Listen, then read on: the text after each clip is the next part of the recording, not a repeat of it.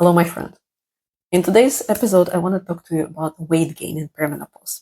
Weight gain is a symptom of perimenopause, and it's also a message from the universe. And by message from the universe, I mean that this is how universe communicates with us. It sends us messages, and some women get it as insomnias, joint pains, hot flashes, and some get it as weight gain. And it's not that you're cursed. It's just the universe thinks that this is the right message for you to pay attention to. In today's episode, I want to talk to you about 3 types of weight gains because, yes, not all weight gains are born the same. They're not.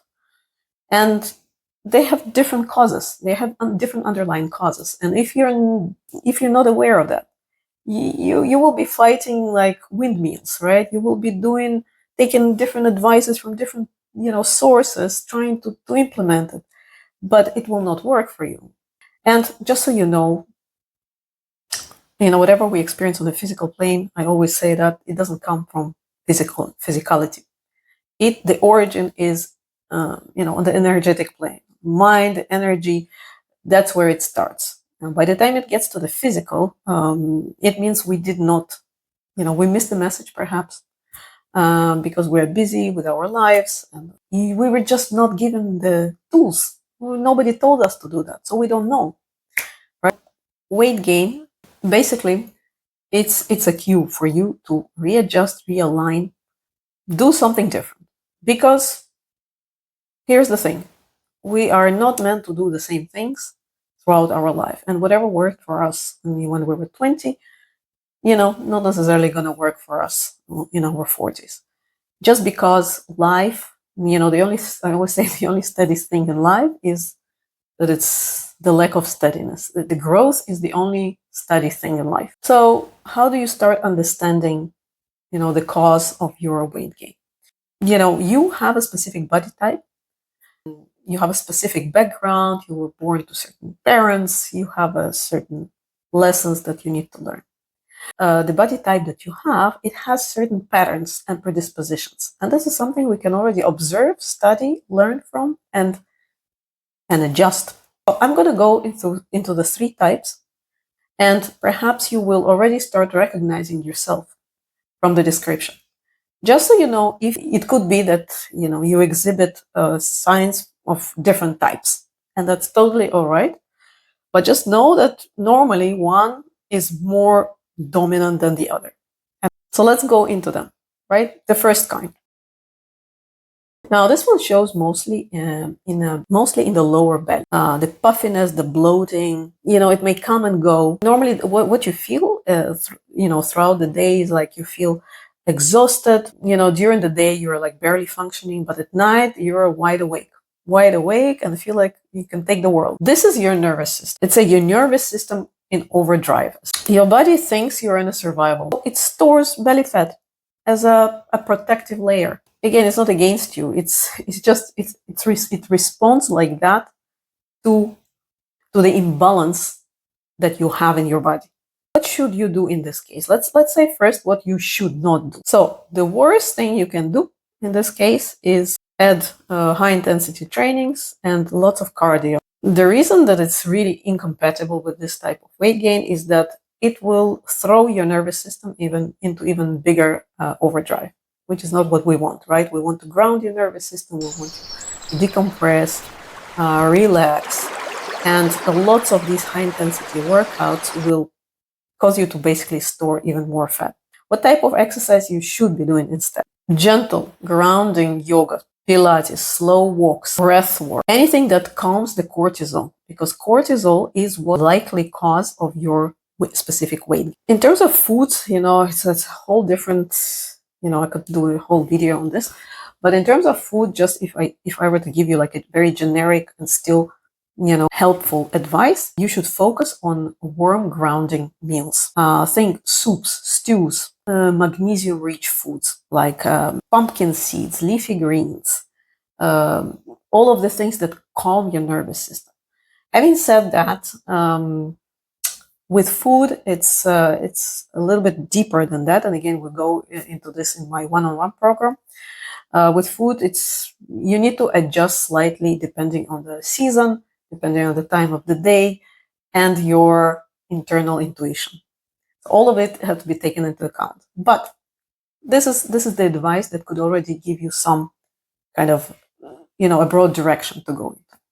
All right, let's go into the second type. The second type is the heavy, sluggish, foggy weight. This one creeps slowly in the hips, thighs, arms, even face. You feel heavy, foggy, and generally unmotivated. The cause of this, of course, likely also in the mindset and some things that need to be dug out.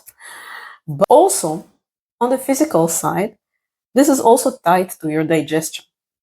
How strong your digestion. In this sluggish type, the digestion is sluggish, which causes ultimately your body to hold onto this weight. The best exercise for this type are actually the opposite of the previous one. So this type could benefit from a higher intensity workouts, a little bit more cardio, to get your heart pumping, because that actually improves the digestive fires, which is what you want. Sweat a little bit. And in terms of the food, choose light, warming foods, like, for example, think spices like ginger, cinnamon, black pepper, plus bitter greens could be really good, because all of them are improving, they basically cause the digestive fire to be stronger. All right, number 3, the third type, inflamed, fiery, burned out weight.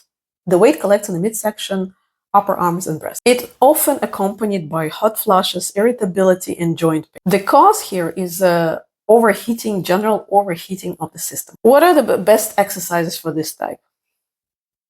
You always want to do the opposite of the symptom. So if the symptom is hot, you want to cool down. If the symptom is too cold, you want to make it warmer. Just for you to understand the principle. The principle behind is very simple. The best exercises for the fiery type of weight gain are the cooling, steady, and moderate. Swimming, tai chi, slow strength body weight exercise, grounding walks in nature. Make it pleasurable, forget about the counting, the calorie counting, the counting of reps, and I don't know what else. I think this is a pure craze that's going on now with the fitness industry. So forget about all that. Do what feels good for you. Start tuning in, listening to yourself. This is important, more important than anything else. What you want to avoid, of course, in this case, is a high intensity, the ones that make you sweat, the ones that make you even hotter. You really want to avoid these type of exercise. In terms of the food choices, you want to consume cooling, anti-inflammatory food. For example, like cucumber, mints, berries, coconut water, leafy greens. Avoid too much alcohol, caffeine. I'm not saying don't drink coffee, but reduce it a little bit. Avoid, if you can, spicy food. Just, again, it's not like black and white. You can occasionally have it, right? But let's say if you are in this more inflammatory state, okay, let me reduce a little bit. So this is in a nutshell, to give you a little bit of direction that you want to take. Remember that weight gain is not a curse, it's a message. It's just a message. It's not bad or good. It's a message that you should be able to understand, you should decode, since the body is in an imbalanced state, and you would need to bring it back into balance. And to bring it back into balance, you need to realign, readjust certain things. Now remember that what I've given, it's still quite a generic information.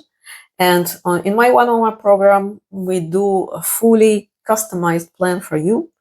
We will dive into your specific situation. I will be combining the wisdoms of Ayurveda and traditional Chinese medicine and astrology and, spiritual alignment. Where are you in your current journey? So that we're going to take all the guesswork out of this. So not only you will know how to bring your body back into balance, but you will also know that, to incorporate your mind so it helps your body, and knowing that you are on the right path, on the right spiritual path, that you're going towards where you need to be going. Because, if you're trying to improve your health, but you don't know where you need to be going, what's your journey about, it's going to be very difficult to maintain that good health, because it's another way of universe to align, adjust our path is through, roadblocks that it places for us, and some of them are in the way of health issues. Because then, once you get a health issue, you start paying attention.